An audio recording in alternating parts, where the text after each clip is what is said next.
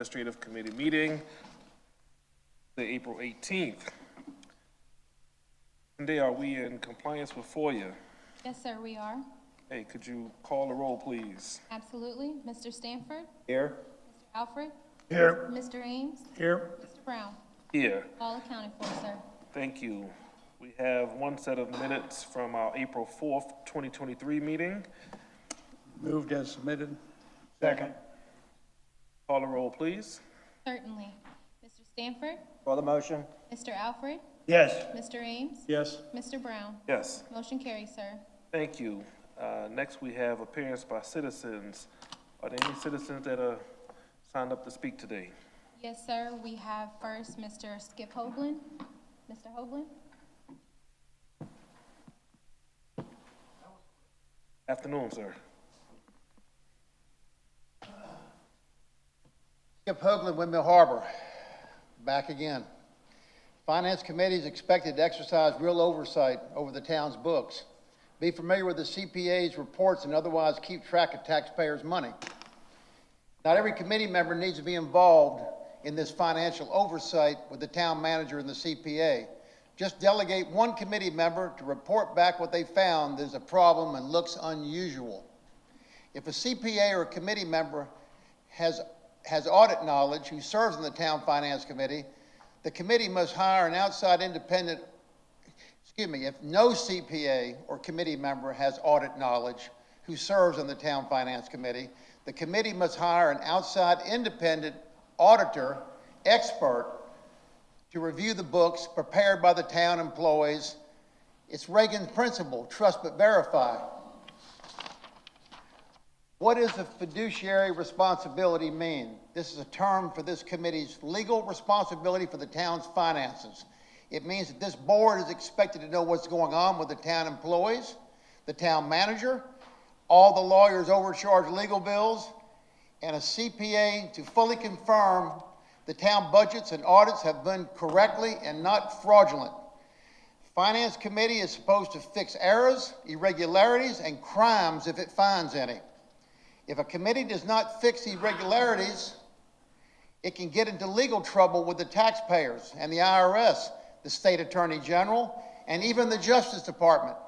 The fact is this committee hasn't been paying attention or made an effort to get information or even fix illegal acts and just accepts what the town manager and the town CPA tells them. You basically have zero oversight, and shame on you. Alex, David, Glenn, everybody. Why did you approve $350,000 funding to the chamber and Bill Miles, right back here, when he told all of you to go to the opposite of heaven?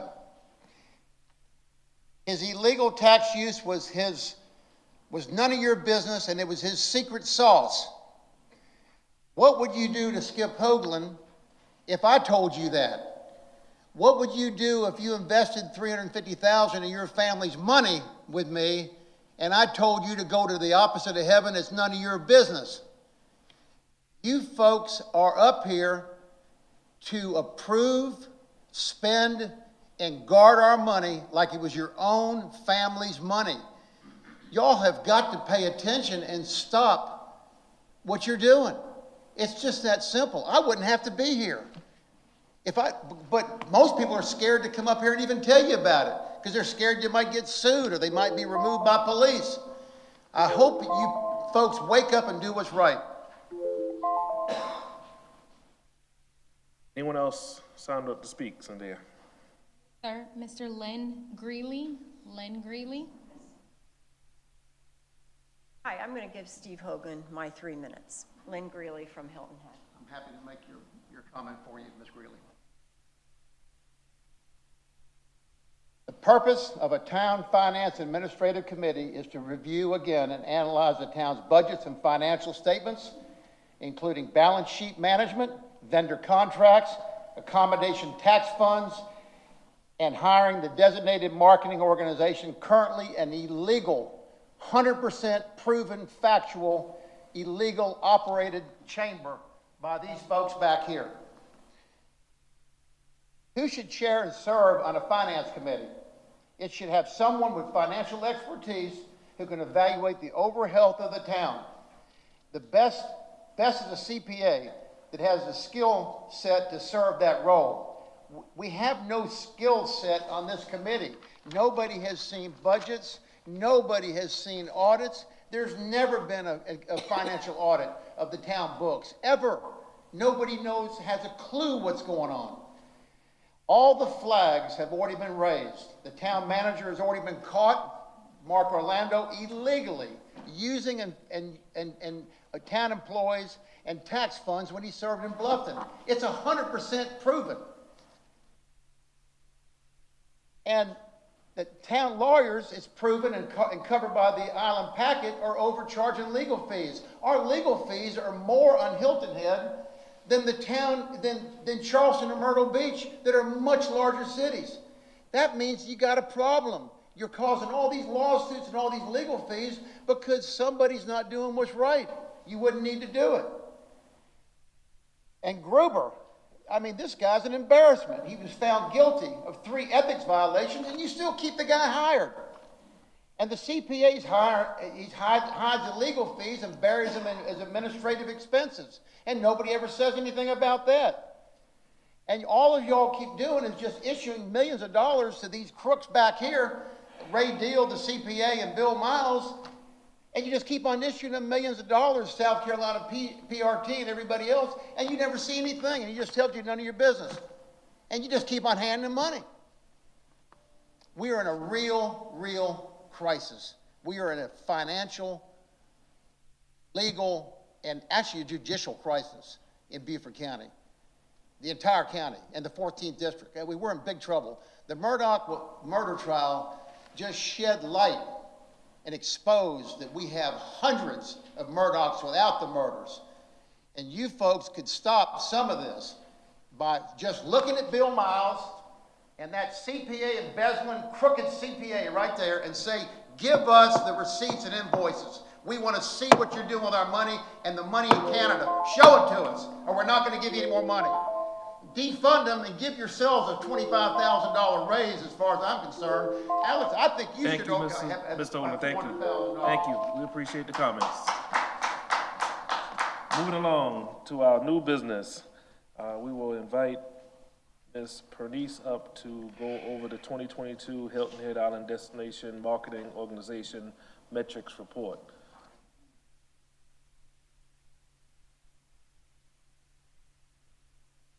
Brown, how are you doing? I'm great. You got a better introduction to give her? Yes, Your sir. singing voice is better than mine, so go ahead. I figured we would just, do it right and do a nice introduction for Ari and them before they come up here. We have been working with the staff from the Visitor and Convention Marketing Organization over the course of the last year in developing the plan and the information that you're going to see today. There has been an emphasis placed on a couple of different things. And this is information that we heard in terms of feedback from town council that we've then been taking to work with this organization. One is ensuring that the marketing plan is community focused. And so one of the things that you're going to see today is that it is led off with the community cornerstone plan, which is very forward facing to the community, is meant to serve as that conduit to ensuring that we are having direct dialogue with the community first and foremost.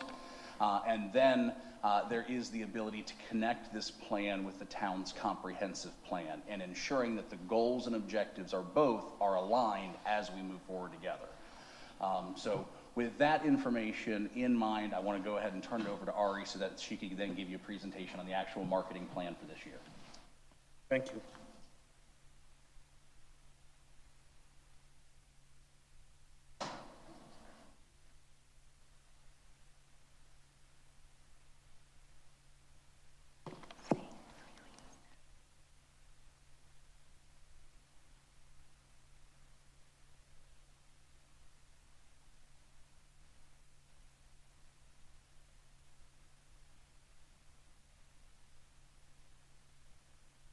Okay. Okay. And here's your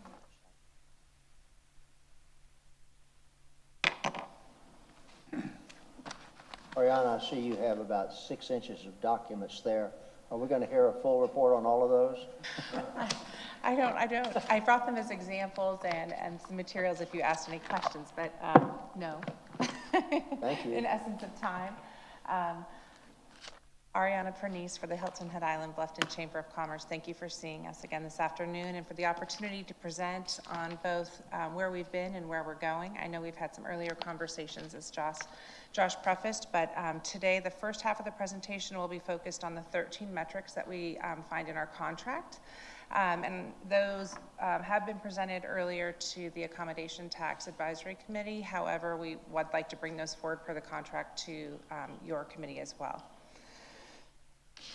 So if you will, this again is reporting on calendar year 22, based on when we have to give our reporting. So just a quick refresh, within our contract, we have 13 deliverables that we work towards every year. It's the ones that we've held hands on and said, these are the 13 pieces that we feel represent not only our residents, our community, but also responsible and sustainable tourism efforts. So one of the newer ones that we have, and we've done it now for 2 cycles, or waves is the term that's used in the contract, but we have a visitor and a resident satisfaction survey. So the resident piece is the newer component to that, based on that community cornerstone plan that Mr. Gruber spoke to a bit earlier. We will talk through our performance of occupancy, not only just the dollars generated, but occupancy rates overall. Our spending studies, who we work with the College of Charleston, and what the return on the impact of the visitor to our destination is and to our county. The local tax revenues generated, total number of visitors, referrals made to our businesses through our website, our mail fulfillment, which we have, I am pulling from the file, our coffee table piece, which is our vacation planner, which is also digital. Industry awards, number of jobs created by tourism, events held in participation by our organization that reach out to our community, and our public relation efforts, both in impressions and the equivalent for those dollars. I say all that not to belabor and draw out our time together, but to really give you that comprehensive scope of what we're working on a daily basis. The team, in working in partnership with the town and the town staff, is working to ensure these details and beyond every single day. And so we'll dive into that quickly. For the resident satisfaction survey, I noted that we had gone through our second wave, a wave just being our second effort in reaching out to our residents to say, how are you doing? How are we doing? What are your biggest concerns? How can we move forward together in partnership? So this wave that we just ran was in market from August through early September. Just to give you context, the first time that we put this out, we were right-siding within the contract being adjusted, so we immediately went to market, and that time frame was May through June. So we adjusted our time frame this year just to be a little bit more in tune with, in the heat of when we're feeling it the most as residents, in that summer time frame. So that's the time frame that we'll use going forward. I bring forward to you not only the number of respondents, which is a very good number, the 3,200, but the key insights. And we're talking about these are compared to what the questions were last year. We didn't adjust those questions. We keep them same, so we have a foundation. And the first insight was more that the community, the residents, are feeling slightly more positive about tourism. That's a great piece to see that that arrow is up. Traffic continues to be a top concern. The pride in our community is not, you cannot find somebody who is prouder to be from Hilton Head Island than those the people that live here. So we are very excited to see that. We will continue to pour into that opportunity. And our residents consider themselves passionate ambassadors for this destination. I know I do, I'm sure you all do. I see it every day in the things that we do to fight for everything that we love and believe in here and we enjoy on in this destination. So great feedback. We will continue to build on that sentiment survey year after year. And as we have 5 years, we will continue to keep the 5 years rolling in the metrics book. So that's what we've done also with each metric, is where there is opportunity, we have 5 years to showcase. The visitor sentiment survey, which was in market for January and December, and we've been doing this for quite some time, we wanted to just ensure that you see these details, but again, We see this throughout what our efforts and who we're outreaching to, but the average size is just under 4 people within a group. Predominant mode of transportation is car, but that is shifting as we grow our air service into the destination and through our partner airports. The average length of stay is 7 nights. It really talks to the top choice of accommodation, which is home and villa. And as we work forward, and we all know the numbers, that really skews to what we have the most to offer, which is that home and villa product. Travel planning, who are they using when they're planning their trip? If they're not booking locally directly with the property or the property management company, they're using large platforms like VRBO. And the top reasons for visiting our destination, first and foremost, we're an island, so they're here for the beach. But after the beach, they also want to know what's going on with all the nature and how they can get more entrenched in the recreation opportunities, and that 85% plan to return. I've often talked to the 76%. That number has increased, and that's really great to see. So not only do we have a passionate community, but we have a passionate visitor. That visitor takes pride in visiting this destination and really looks forward to building that generational opportunity year after year with their family. So what we're seeing, instead of having only to pull from new, we can also work on pulling new, but continuing to move the share of wallet through a family, which is wonderful to see, generation after generation. Their behaviors, they love natural beauty, ease of access, quality of our lodging and dining, the diversity in our lodging and dining, that we are very affordable in comparison to some other destinations in the distance. You can do this in an overnight, and I believe, if I'm not mistaken, that was one of the reasons that Charles Fraser started reaching out in the Ohio market, because they knew it was just far enough that you'd have to spend the night. So it's wonderful to see that still working. Lodging performance. So if we look at the 3 columns, and I'm reading right to left, and you're reading left to right, we're going to start with the hotel. The hotel performance, again, is taking all of our full service and select service properties in really that time frame of January through December. Same with home and villa. Those are home and villa property managers that report into the data platform, and then we have the combined opportunity with 2Source. So we'll look at the overall health at 2Source, and we're looking at that occupancy for the past year was flat. So with the occupancy being flat, we still saw an increase by 8% of the RevPAR, revenue per available room, which was at $175, which is great to see, and an average daily rate of $323. That's amazing, and I say that because as the world opens up, we're not having to necessarily increase the occupancy to the destination, but we're still able to garner that really strong rate, which is showcasing there's a quality of visitor visiting this destination. So again, our focus is on quality visitorship, quality investment to this destination as we move forward with responsible tourism.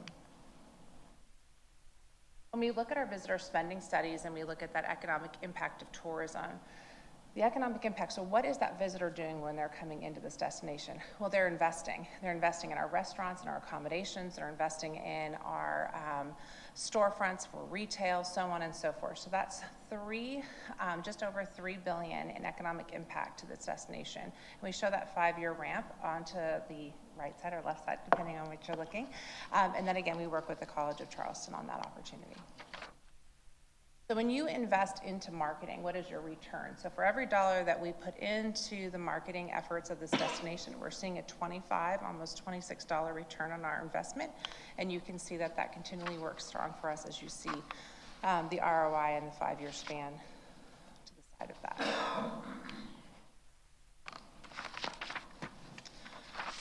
So the tax revenues generated by visitors, and you're seeing this for a 5-year scale as well, but you're seeing state accommodation, local accommodations, the hospitality tax, and the beach preservation tax that's generated or collected, I should say, from the visitor when they put their head in a bed. These are those taxes collected, and we work with the town to ensure these numbers, and as you can see, they've increased year over year based on they're coming in and enjoying their experience here on the destination. So the number of visitors, we are just under where we were last year, in the kind of the end effort of COVID, as people were finding that they had options to travel. We are still able to secure and ensure a quality consumer, but at the rate that a desirable rate, and hope to maintain. And that was at this year at just over 3 million in visitors to the destination. But as our virtual front door, so we have a couple different touch points. Obviously, we have our destination piece that sits both physically and digitally, but we also have our virtual front door. The virtual front door is what we used to have is that physical welcome center, as you all remember, and we still have that component into our offices today, but we have poured into this virtual front door, which is our website. And our goal of that website is we're not a point of sale, we're a point of connection. And that point of connection is really taking the visitors or potential visitors to this destination and creating handshakes. We call them conversions. And what does that mean? Bob and Joe, they're coming out with their family, they want to make a trip, they're looking and exploring different pieces of the destination, and they're making recommendations to their family, and they're clicking through our website to a partner site, which might be an excursion, a restaurant, an accommodation, so on and so forth. And that's what you see as the 1.6 million in handshakes. And we have the 5-year, year-over-year here. And our fulfillment pieces. So the fulfillment piece, we have over 85,000 that we produce of this book. And where are those sent? Well, we have some in our offices. So if we have the walk-ins or someone calls or emails, we will happily fulfill those from our office. And then also they're sent to all of our South Carolina welcome centers. They're sent to our AAA offices, and they're meant to travel with us to any trade shows or events that we have, or any media inquiries. They're at every touch point that we have the opportunity to speak broadly to a visitor or potential visitor, or directly to a visitor or potential visitor. They're also at both of our airports and in our hotel rooms as well. So those were 76 of those fulfilled, and you can see that. Now, there is a smaller piece there. If they do request a golf guide, we place the golf guide in there, and that is the partnership between LGCOA and ourselves, but it is not considered part of the 70 or the 85 that we produce. And people are talking about us. Another metric that we measure our health of our destination is by industry awards. Who's talking about us? Why are they talking about us? And we know that we love a good recognition, and that Condé Nast Traveler has, and their readership has really recognized this destination year over year, and it's the 6th year consecutive, and we're in the voting window right now, hopefully with fingers crossed, and all the good work that I know we do day in and day out as a community. That 7th will be hopefully ours to talk about very shortly. But in addition, they talk about our rich historical assets, our heritage assets, our wonderful beaches, and best places for all types of people visiting. Couples, families, empty nesters, reunions, you talk about it, you name it, we have it, and we've been recognized. So we want to continue that good opportunity as we move forward. But the business side of tourism, as our #1 economy, why are we doing this every single day? Because it's our livelihood. It's what we love and breathe and do every single day and are passionate about, and it creates jobs.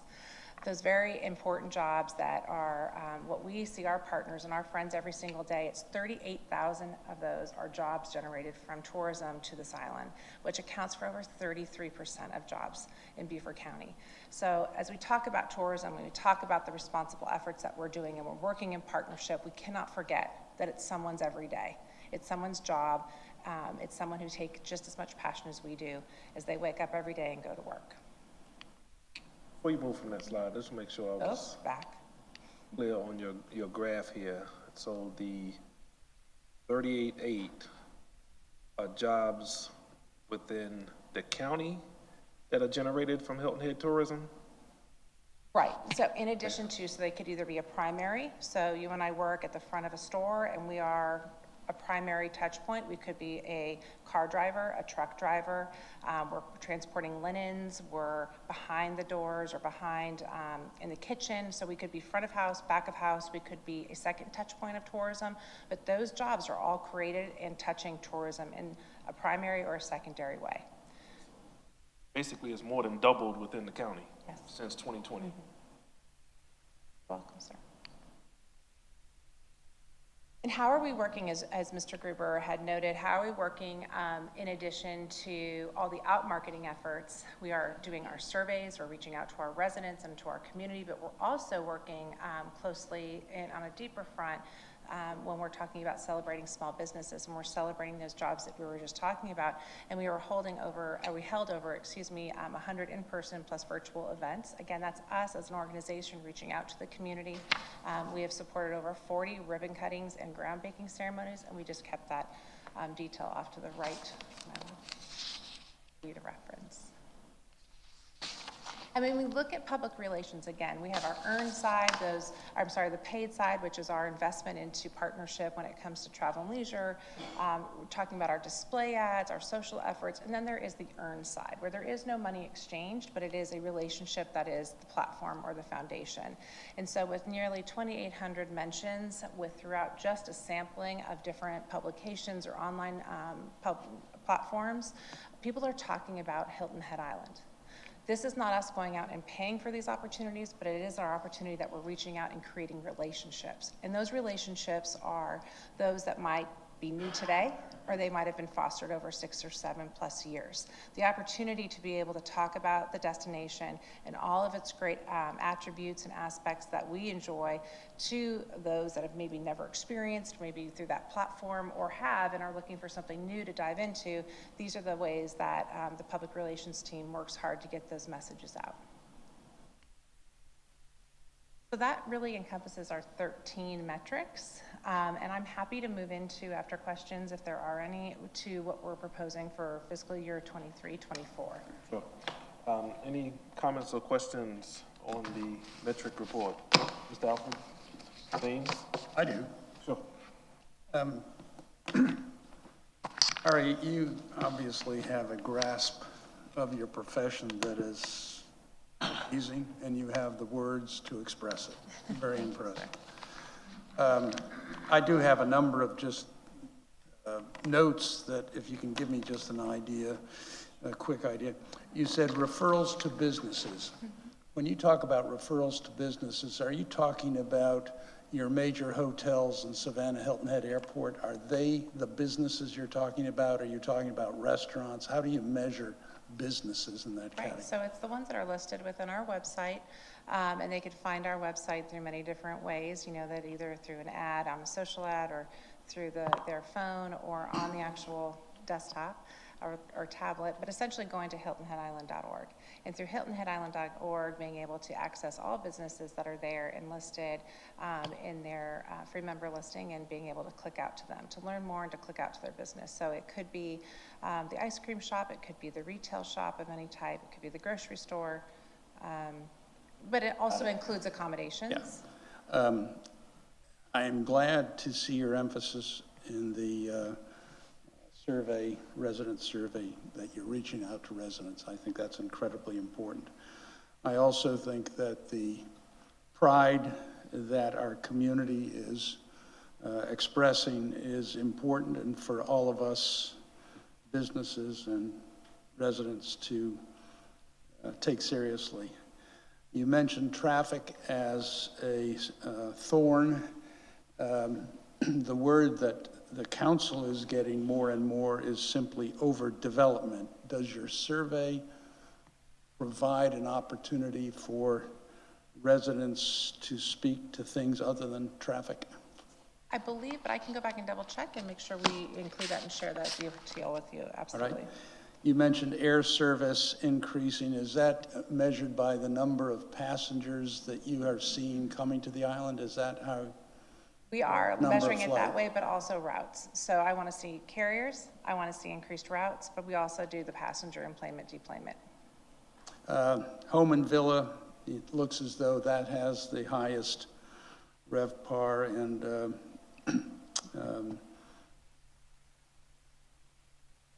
whatever the, never mind, just, no problem. and we are obviously being challenged by the growth of short-term rentals. So I think there is increasing demand for short-term rentals at the same time that, from a political standpoint, we've got some challenges there.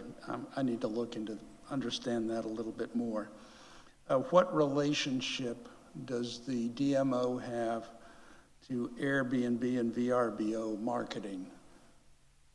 So I would start a little bit more hyper-local. So we have a wonderful relationship with our property management companies, and I think that's where we need to start first, and we need to ensure that locally, that those communications and outreach efforts, which the town staff has done a wonderful job in those initial outreach efforts of starting with the short-term rental ordinances, we continue to meet on a regular basis to ensure that questions on either side are being shared. And then when we look at the larger entities like a VRBO or Airbnb, we work alongside more of the governance opportunity that works to help ensure that we're looking at the bigger picture. What are we doing as kind of entire US in terms of short-term rentals, and then how do those details apply? Because what we find is that a lot of the local property management companies are working, through to put their listing on the VRBO and Airbnbs as much as they have them on their own sites. We want to just make sure that we're starting hyper-local first, and then we're looking at the bigger governance opportunity when it comes to the larger platforms. What I'm looking for is I'm getting more and more satisfied that the Chamber's marketing is moving towards alignment with our comp plan. I don't have the same level of confidence with Airbnb and VRBO, and I was wondering if you could. We do have connections with them, but we can always dive a little deeper, and I'm happy to offline work with you in understanding that detail and how there could be marketing opportunities and efforts that can put in place our priorities as a community going forward. Good. I am particularly interested in the increase in ROI, RevPAR, and the number of visitors. We've held firm on the number of visitors, and yet we've been bringing more money into the community. Is that something that is exigent to our local economy, or is that in response to some marketing changes that the DMO has made over the last year? I think it's a great partnership that we have worked very closely with the town and the community to understand that the priorities, and that we're ensuring that those are the pieces that we're pushing forward. I think that has allowed us to ensure the quality of visitor, right? I don't have the crystal ball and to say what the numbers will be as we move forward, but I think when we focus on quality of visitor and quality of our product that we can push forward in messaging, that in turn gives us that return that we're looking at. And so we will continue to focus on those priorities that we together have outlined, and I think that will put us in a good trajectory to ensure the quality of visitor and the ROI that you're seeing going forward. That's an important relationship to the community. Does the Chamber invest in any way to garner the awards that you refer to? We are, no, you do not pay for your awards. You do not do that. However, I will preface that we do work within platforms such as Condé Nast Traveler and Travel and Leisure that have a accolade component. But what we do in there is just, we're merely present. We're talking about our destination throughout the year to their readership, whether they've or not paying for the award. Appreciate the Yes. answer.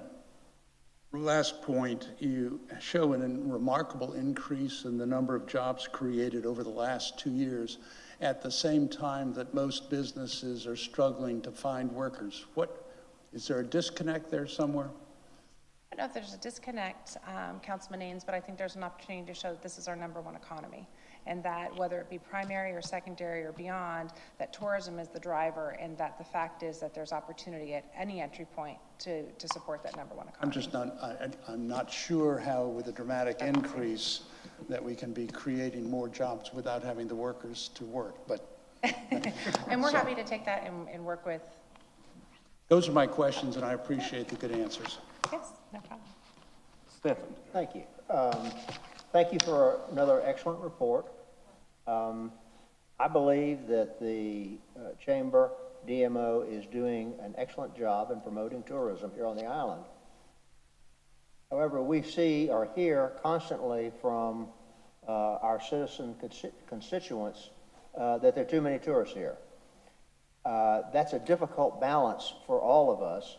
I believe that there is a capacity in this island, on this island, for the number of tourists. 10 plus years ago, the tourists were here from maybe Memorial Day until Labor Day. Now they're here much longer. And So the tourism is spreading out, but we're still hearing these concerns. And so we need to have ways to respond to those concerns. And so I salute you on doing your surveys of residents, because that gives the feedback that you need to hear in order to improve this concern that we have in our citizens. I notice in your data that tourism has leveled off in the last couple of years.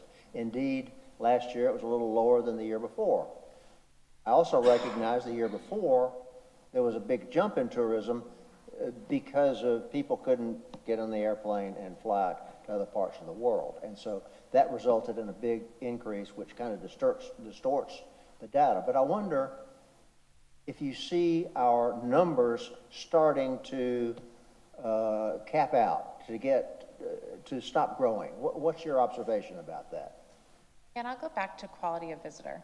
I think, we don't have that crystal ball in front of us to say what will come in the next 6 months, year, or 5 years. However, our goal is to focus on quality of visitor and the responsibility to our community in terms of promoting responsible and bringing in qualified visitors to this destination. So we will continue that effort and move forward in partnership with the town and our community to ensure that responsibly we're bringing in that qualified visitor, and responsibly we're giving ourselves the opportunity to disperse the visitation throughout all 12 months, so we don't have those feelings of traffic and other things that are of the benefits of the tourists need to be made crystal clear to the residents. Those of us who get a little deeper into this than our typical citizen out there understand some more, and so we need to have that education going on. I note your key insights, and I hope that it is indeed correct that more citizens are positive about tourism here, and your data shows that, and I have no reason to doubt it. Return on investment is extraordinary, 25 to 1. That's just amazing. And so again, a good job is being done there. I have noted the Cornerstone Plan, much more detail than we had in the past. You have now a fully developed plan, which I think creates a real challenge for the DMO in order to meet those challenges, to implement those strategies to achieve those goals. And so we'll look forward to reporting on that. I think that on balance, we're doing a really good job here. I want to see that continue. I mentioned in the recent meeting that we had, I want to see more of an emphasis on cultural tourism. That is a big item that is not being met by many communities, in my view. You would know better than I do. But promoting things like Mitchellville, our extraordinary history here, that can draw people here for at times when they may not be wanting to go to the beach. And so that's something that we need to look at. I also mentioned in our recent meeting that I want to see a drive to try to get more conventions, groups, meetings, reunions here on the island, because again, I think those are the types of things where the tourist or the visitor is focused in a particular area and may not be having what some of the citizens perceive as a negative impact in other parts of the community. So keep up the good work. Thank you. Thank you. The metrics are amazing and very important to us all. And I just ask that in the future, since we have been spending a lot of time together individually and collectively, the points of concern do make their way into the metric report, so that next year, although this committee may look different, the council will look the same. We're now putting some measurement to the concerns that have come before us, right? I guess the one that's really jumping out at me is this increase in the jobs. And if we could unpeel that a bit and understand that a little bit better, because right now what my assumption is is that job creations throughout the county have increased significantly, and not necessarily on Hilton Head. And that then starts to bubble into what type of environment is being created off island because of Hilton Head's success, right? We all know that Hardyville is going to blow up here soon, and everybody thinks that there's a beach in Hardyville, right? So that whole job creation piece is interesting, okay? And I think we need to understand that so that we can, if need be, shift gears a bit so that there is some distinction between the real beach and the, call it fake beach at this point, right? So that piece really is jumping out to me. The other one is somewhat related. The number of visitors that are visiting Hilton Head. I'm just curious to know, and you don't have to answer this today, but the surrounding areas that may also be receiving visitors that ultimately make it to Hilton Head, is that number included in the 3 million, or is there an additional that we're not counting? All right, I'm curious to that as well. And the last one is we've seen such a spike in the short-term rentals, and I guess the hotel occupancy is down or flat, but the room rate is up, and I get that because of the supply and demand. But my concern is, are the hotels bringing in enough that they continue to reinvest their properties, okay? And we know we have a few that need some help. But this shift in short-term rentals, I want to make sure that they are able to recover so that we do have that reinvestment. And to Councilman Stanford's point, you know, the only place that you can have a convention or meeting is in a hotel, not in a short-term rental, right? So I think that's important that we try to get back where we were before COVID, so that these hotels have a chance to recover. So those are my thoughts and comments. I'm going to open up he passed, yeah, to the public, and we see Councilwoman Bryson is in the house. She's always welcome to comment as well. Any other comments or questions on the metric piece? Okay. Seeing that, we will move on.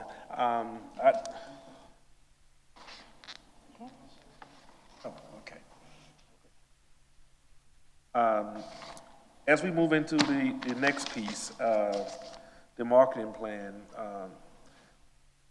I would ask that you highlight as you go along those areas that you have had discussions with council members, okay?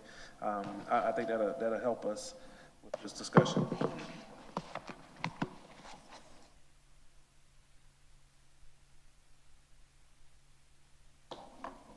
I've added more papers.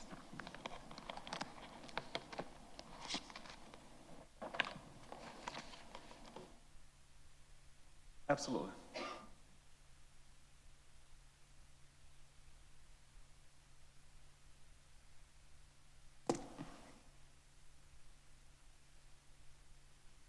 Thank you. Here.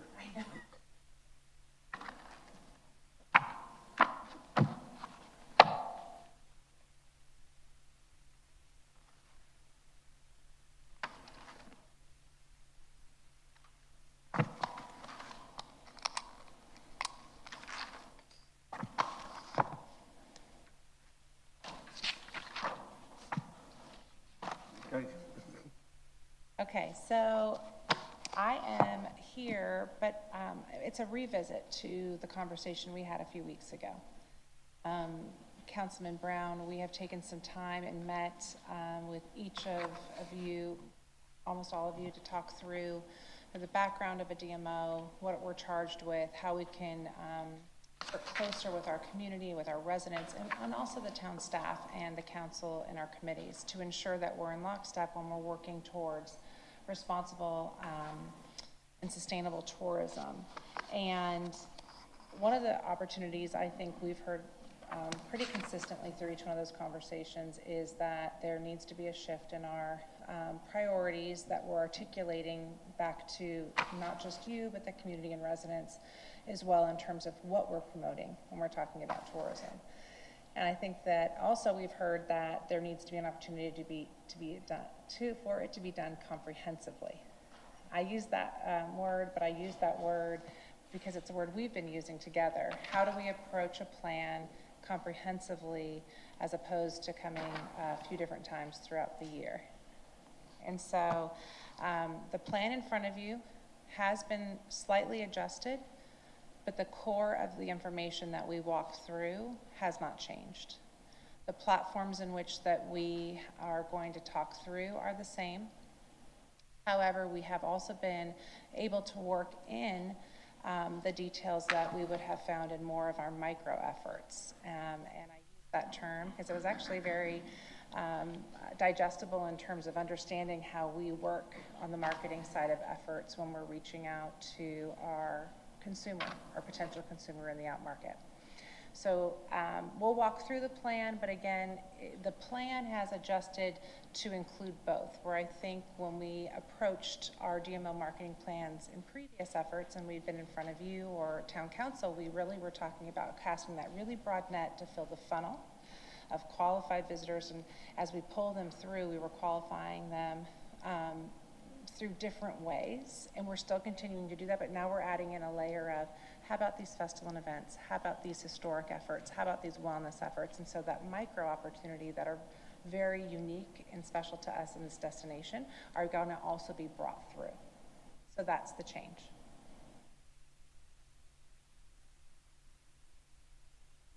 So as we move forward, as you know, the DMO, which is Destination Marketing Organization for the town of Hilton Head Island, is charged with driving awareness and connecting these desired visitors to the destination, our community, as well as our businesses. We take a comprehensive approach to our planning. Again, we look at the lens of our community first, Hilton Head Island, residents, community, and our businesses. We work alongside the town, whose strategic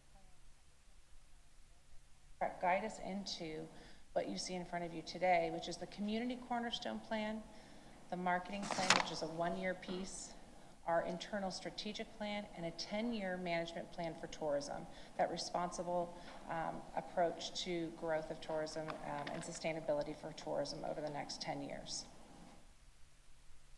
That community cornerstone plan really leads us in our efforts to work alongside the town staff, as we work through the management plan, the strategic plan, and our marketing plan. Community cornerstone plan, which you've had time to read through, and Mr. Gruber has mentioned earlier as he introduced me, is something that we take such pride in because it's something that we've spent a considerable amount of time on, not just ourselves, but as a town staff and leadership team. We've spent time together for over a year working on that community plan. It has been a best practice that comes out of Destinations International as DMOs continue to evolve and align with their community, and so it's a very important component to what we do today, but also what we do going forward. The governance piece, we talk a lot about that, but we don't just touch these components every once in a while. We're constantly working alongside. Our internal team is working closely with our board of directors, our marketing council. We do have an annual independent audit. We work alongside the state and the state governance of Turk, town council, the ATAX, and now the Finance and Administration Committee. And we are also accredited by Destinations International. When we talk about a marketing council, we don't just have internal representation on that opportunity. These are stakeholders within the community that are business owners or are within businesses that you interact with every single day. You've met most of them, you know most of them. They are not only our business partners, but they are our community members as well. We have taken a nice cross-section to ensure that we have full representation of the tourism industry that sit alongside us as we not only develop the plan, we also work with this group to ensure that we're looking back, how we can adjust and look at trends. And we're also looking and working with them as we work through the plan and take note of where we have opportunity and move forward. In addition to a nice cross-section of representation from our community that sits on this committee, we also have representation from the council as well as town managers and town staff. Again, we're working, it seems this is a very comprehensive approach to us in our planning efforts. We've worked alongside, as you were talking, Councilman Stanford, how do we explain tourism? How does the funding work? So we've talked about this at length. I'm not going to stay long on this slide, but essentially that 11% tax that is generated from a visitor putting their head into bed breaks out this way. You have the 5% that goes up from the 11%, the 5% goes up, and we also have the 1% that's now collected at the green space at the county level. And then we have our local taxes that go to beach renourishment and town public safety, and then the state accommodation tax. How does that 2% break down? It breaks down to support not only tourism, but to support many of the town efforts and initiatives and capital improvement projects. So again, tourism as our #1 economy has really supporting all of us as a community, not singularly the DMO, but all of us in our efforts to ensure a #1 economy. Our target demographic, who are we reaching out to in the out markets? Again, this is 50 miles or further. Generally speaking, the decision maker in the household is female. We've seen a little bit of a blip and change in that this year with it skewing slightly male. We are watching that, but we're also looking at different metrics to ensure that we're not being knee-jerk and adjusting all of our marketing to skew more from a male lens. We are keeping our efforts towards the female decision maker and noting that the male has raised their hand to say that we are now more involved in the process, and so we're looking at that on a deeper basis and making sure that we're adjusting as needed through our different campaigns. But we are targeting not only $150,000 household income, but reaching all the way up to $250,000 plus. We understand to ensure the strong revenue per available room that's giving us our return, that we also need to start with a strong household income. We also ensure that they are educated, with 55% or more having received their undergraduate degree or higher. They have a propensity to travel with 2 to 4 trips per year, and they're staying on length 7 nights. We talked about the journey and how that works, and as consumers ourselves, when we look about how we digest anything really, whether it be information on new car or appliance, or we're doing a project at home, we understand that we're having to do that, especially when it comes to travel, that we're having to work a little harder when it comes to the consumer. The consumer has a very short attention span, less than 3 seconds. And so how are we ensuring those 3 seconds? Well, we have to do it quickly, and we have to slice it up over many different platforms. And so we do that by having this always-on approach, that when we're sitting here and we're having a conversation face-to-face, and my phone rings, and my watch goes off, and I'm having this print ad in front of me, or I'm carrying a big pile, we always are thinking of how is a consumer digesting what we're trying to talk about.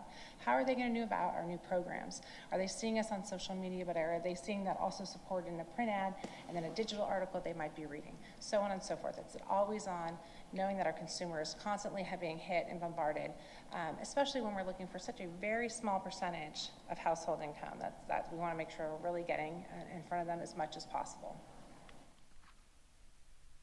This is a very important slide. We have worked very hard together to ensure this slide. I hope that this is representative of what we have been talking about for several months, but most recently had made some adjustments to not only have arts and culture and history and wellness, but we have changed and made the priority of the environment as well, and we also have pulled up recreation. Those are the destination's values. Those are ones that I have heard and read and learned so much about in my time here that are priorities for our community, but also how we were founded. And I believe that as we move forward, those will be pieces that we continue to reiterate, right? That we're going to bring forward to showcase how we have been talking about them and how we can work further together to showcase those efforts in our plan in front of you. But in addition, we want to also support the fact that we are a wonderful community to get out and bike around, experience our wonderful boat-to-table opportunities with culinary. We do know we have golf, meetings and groups, as we spoke about earlier, the retail, tennis, and the ever-growing pickleball. And then we also have our fair share of weddings here, if you haven't heard. People love to get married here. So as we take all of these, how did we weave those through the plan? A little snapshot of our timeline. We have built out the comprehensive effort of our overarching goal and strategy. So the overarching goal for all the things that we do is to drive that qualified visitation to the destination. And so we again are going to revisit the fact that we have our 6 strategies. Years prior, we only had the 5, and then we've added in and to develop and implement a community cornerstone plan.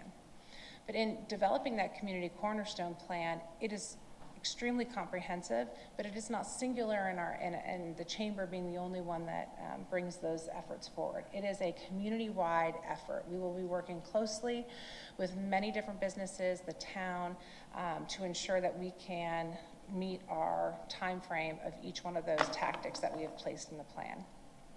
Those 5 strategies underneath that number 1 alone. And then as we work through 2 through 6, we took the feedback from the Accommodation Tax Committee and had within the plan it look comprehensive to what the cornerstone plan. So there is an owner, which is the chamber. There's a time frame, which is fiscal year 24, and we have our KPIs or key performance indicators that have been adjusted within the plan.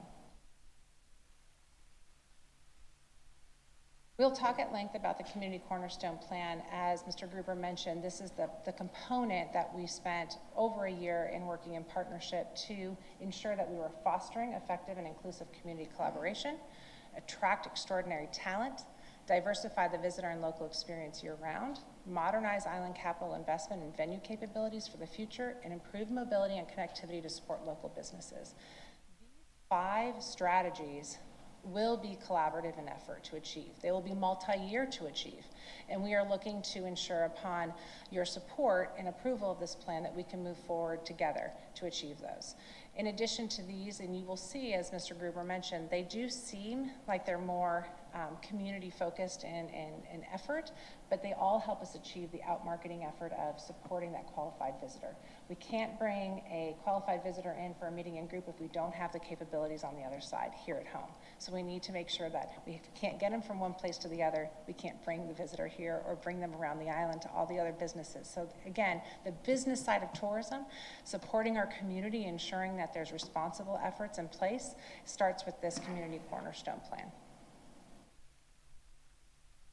What you will see here is an increase in our efforts that we first produced. And that is to ensure not only the community cornerstone plan is achieved, but it's also casting that wider net to achieve that household income that we're looking for, but it's also to talk about the programs that you and I have worked very closely on. Wellness, arts and culture, heritage, community, heritage, culture, arts, wellness, and culinary. And so the opportunity is for us to come one time to you, that we will be able to now support all initiatives. This is not in addition for us coming back for supplemental. This is us just coming in front of you for that one time. And it's the 30% inclusive of some additional funding to support those micro programs that support our community nonprofits, such as the festival and events and other efforts that we have laid for you in the past.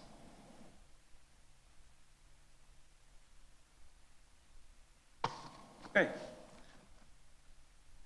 Questions from members of council? Mr. Alford, yes.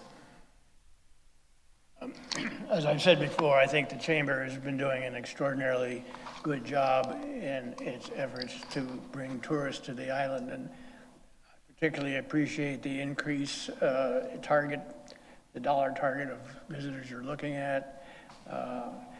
I think the presentations that Mrs. Pernice has given us have been outstanding, and you certainly have given us a great deal of information. I also appreciate that you are trying to accommodate our desire not to have two different times to look at budgets, and that it would be done only on one occasion, so that the items in the second budget go-around have been folded into this one. The only question I have is with the amount that you have on your top line of the budget on page 32 or so at 4.675. My recollection is that you started at, in the very initial drafts of this, at 3.8.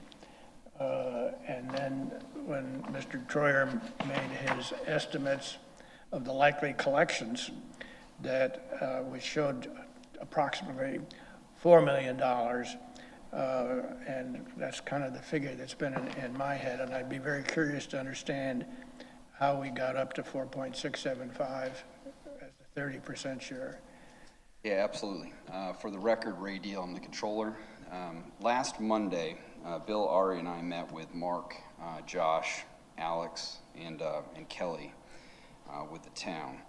And the mandate that we had at that point was to say, look, instead of dealing with the supplemental grants, come up with one plan and one number.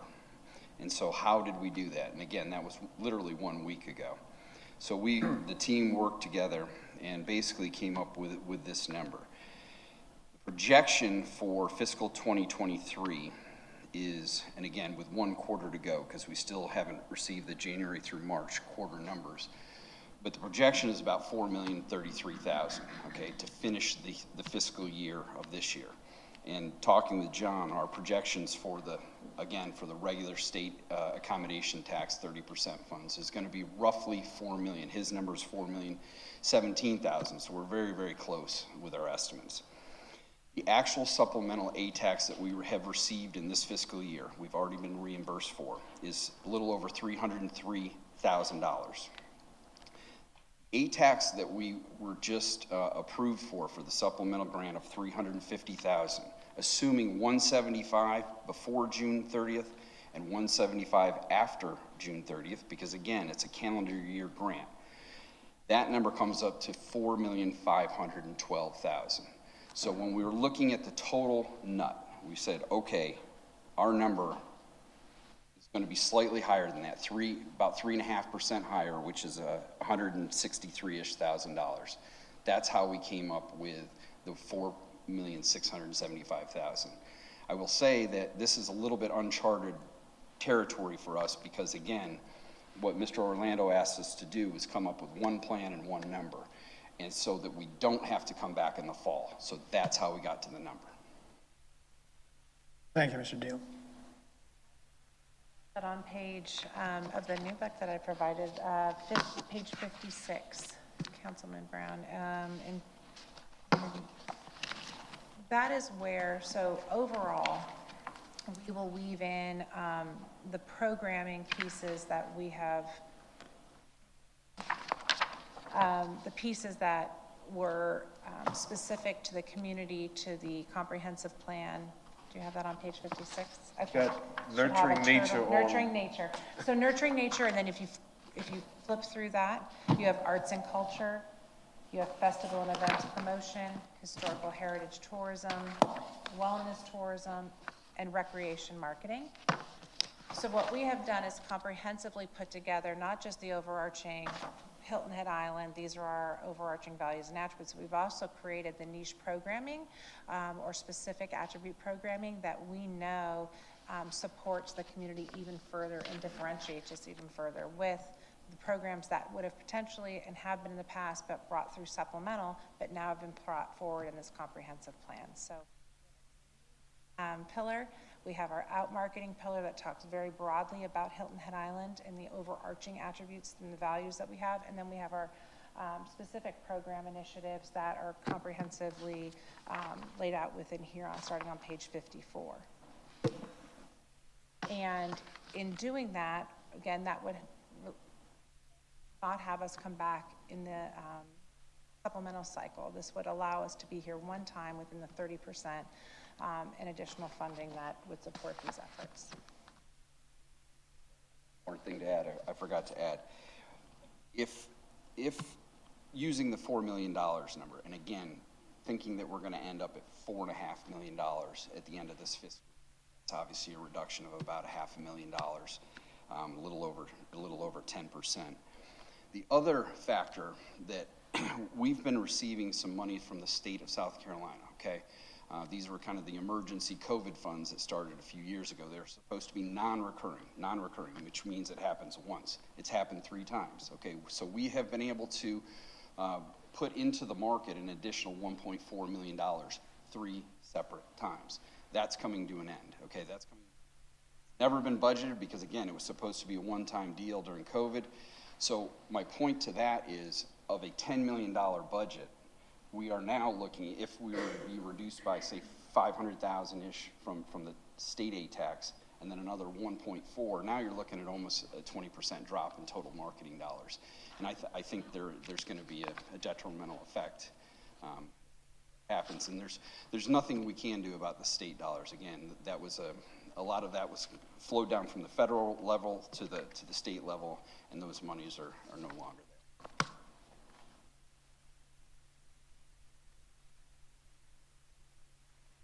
there. Ray, respectfully,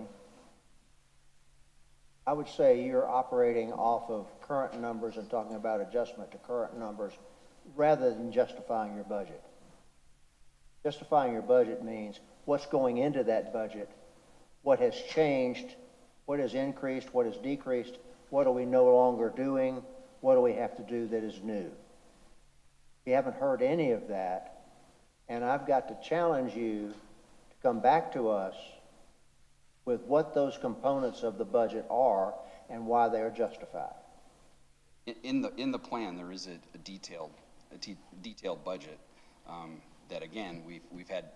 We just got that. Yes, I understand. I mean, literally, the meeting that we had with Alex and Mark and Josh, et cetera, happened last Monday. So I'm not critical of you that we just got that, but you understand my question and where it comes from. At it. However, the adjustment of dollars, again, not looking at the 4 million, because I think that was something that we understand, that's the fluctuation in the projections. It's the additional funding that goes to support the programming that has been added into page.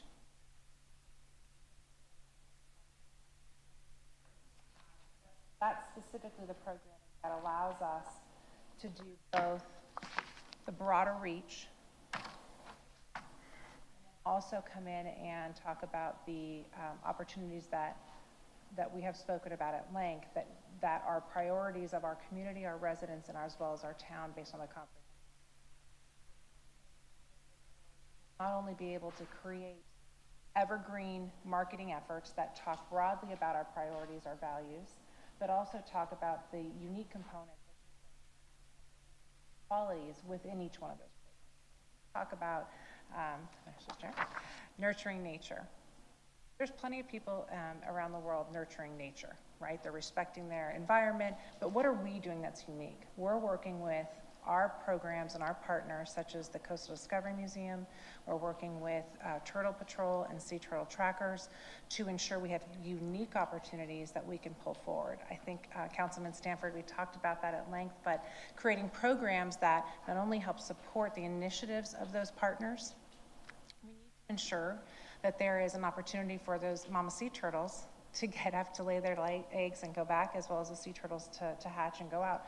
How can we further invest with our visitors who are here that are environmentally conscious and want to give back?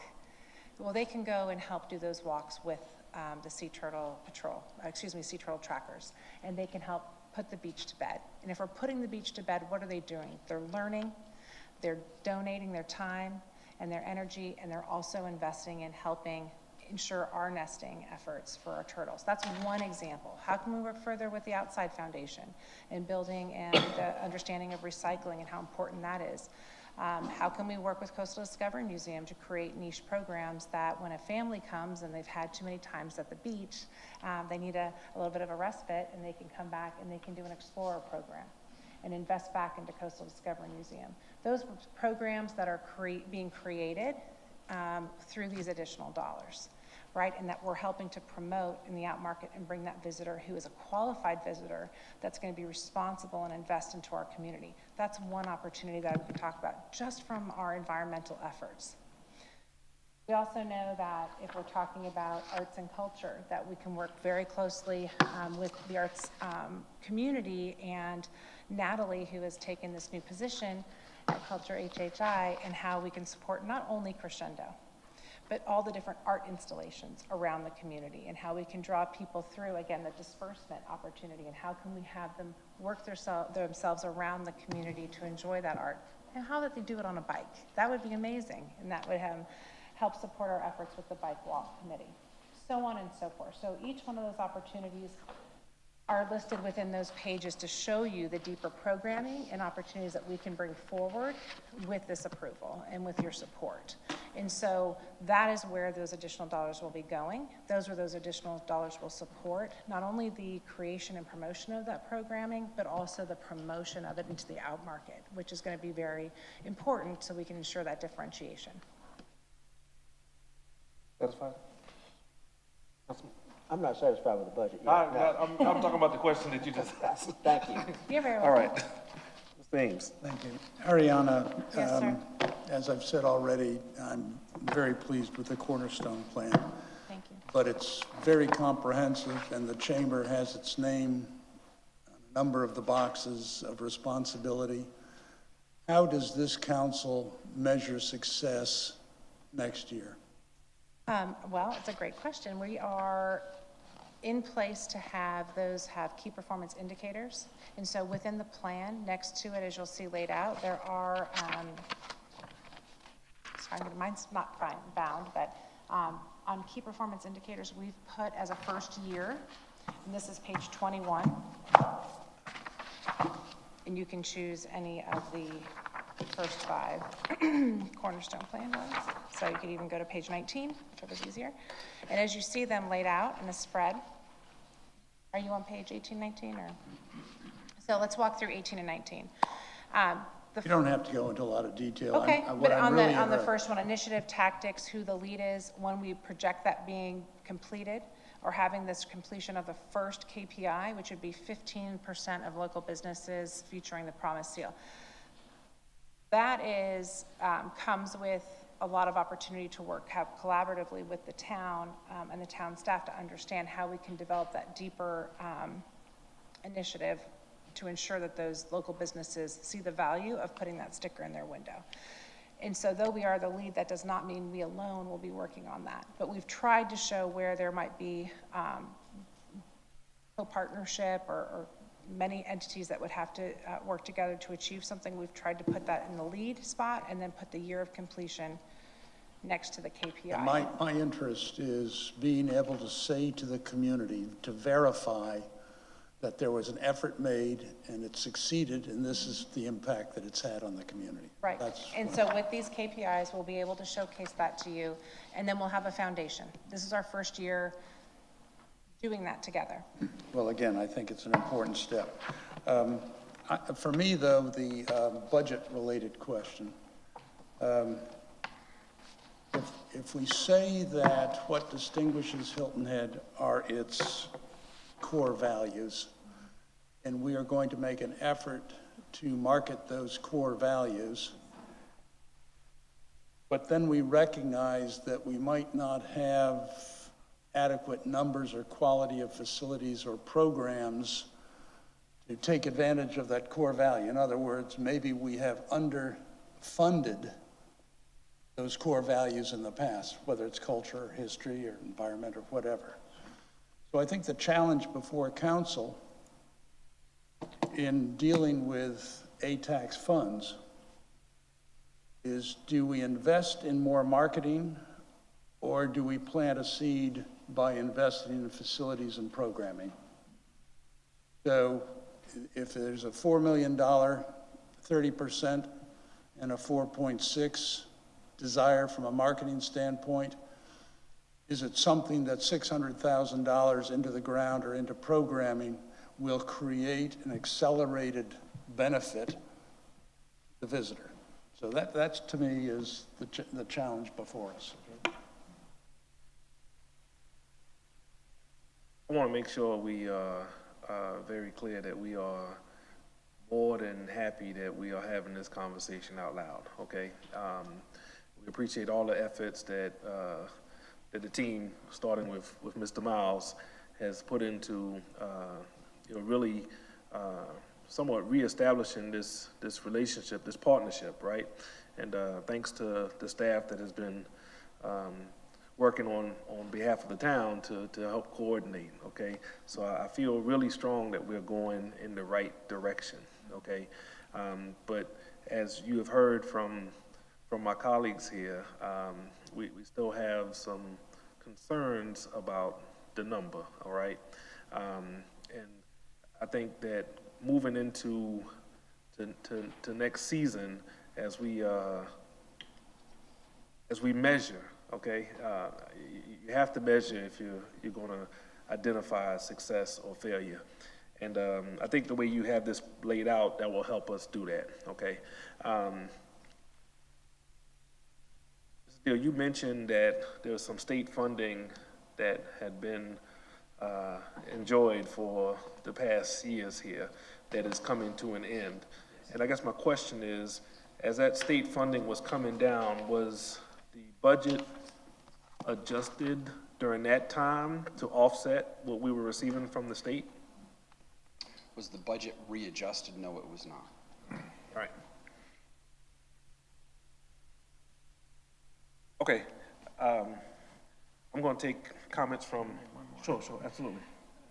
Ray, could you make available in a half page or so a summary of how you explain 4.65 down at, 4.0 up to 4.65, which you just presented a few minutes ago, but if you could put that in a very short memo, I'd appreciate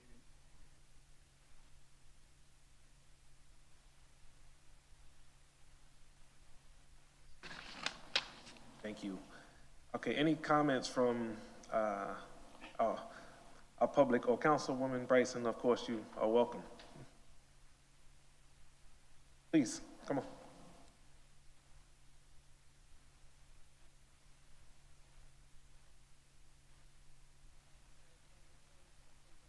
And I just happen to have the draft that we were given for the budget at $4,150,000.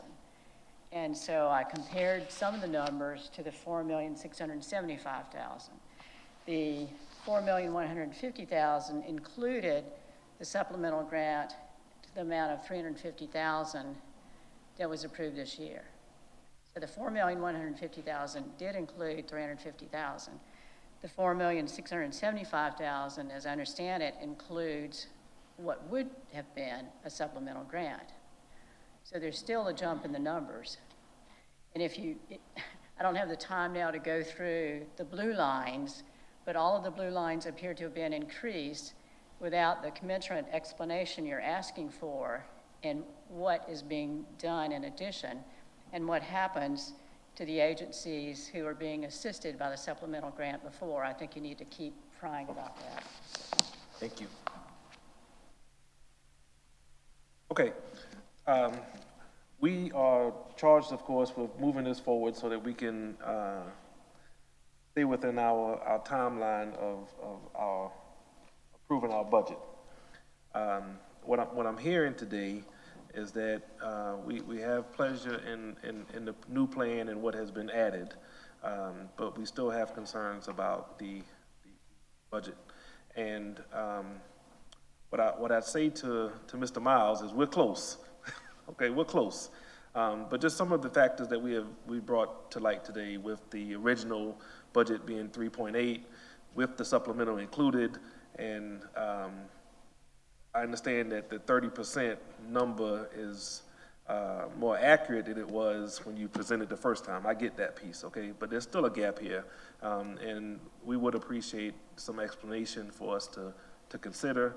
But I would ask the committee if we could move this along as far as the plan is concerned and have the budgetary piece brought up at full council so that everyone has a chance to take a bite at that apple and we can make the decision from there.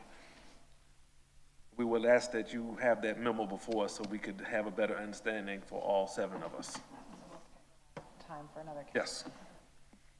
Mr. Chairman, I'm comfortable with that because that would give me time to go through the document that was just delivered today. And also, I think it's probably prudent for the rest of council to weigh in as well. Is that a motion? I'll make the motion if we need a motion. I'll second. Thank you very much.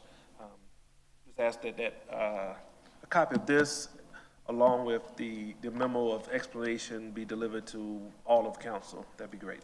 Okay. Any further discussion here? Yeah, could you kindly call the roll? Absolutely. Mr. Stan? Yes? Mr. Ames? Yes. Mr. Alfred? Yes. Mr. Brown? Support. Motion carries, sir. Thank you. Thank you, Ms. Bernice, Mr. Deal, Mr. Miles, thank you very much. Thank you. For all your efforts.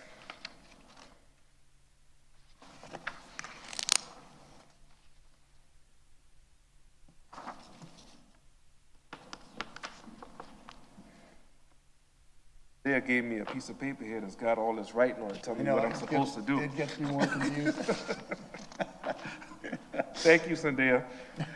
Mr. Gruber is going to come before us to talk about the proposed amendment to our ordinance 2023-11, amending section 4-10-100. So welcome, sir. Yes, sir. Thank you, Mr. Chairman, members of the committee. At your last meeting, you were having conversations with several of the town's affiliated agencies. During those conversations, members of the committee noted that the current language within the town code sets aside a prescribed percentage of local accommodation taxes that are collected and provides that funding for purposes related to event management and hospitality training programs. At the request of members of this committee, staff has prepared an ordinance amendment changing that language to no longer make it a fixed percentage, but rather to describe the process to be in line with what the practice is now, with council accepting a budget, having discussions with the applicant, and then ultimately making a recommendation to council on an award. Okay.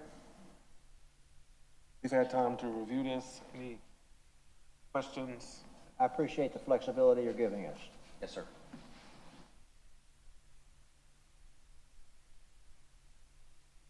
Comments or questions from the audience? Good? Okay. I presume we need a motion to push this forward to the full council. Please, sir. I move that the proposed ordinance 2023-11 amending section 4-10-100 management and use of local accommodation taxes of the town of Hilton Head Island Code of Ordinances pertaining to the Event Management and Hospitality Training Fund be forwarded for approval by the full town council. Second? Any further discussion? Okay. Yeah, if you could, call the roll, please. Absolutely. Nobody from the public wants to speak, I presume. Yes, ma'am. Absolutely. Mr. Stanford? Yes? Mr. Alfred? Yes. Mr. Ames? Yes. Mr. Brown? Support. Motion carries, sir. Thank you. We've come to the end of our business. Thank everyone for their being attentive today, and we will find ourselves adjourned. Ariana and Ray, thank you for your reports.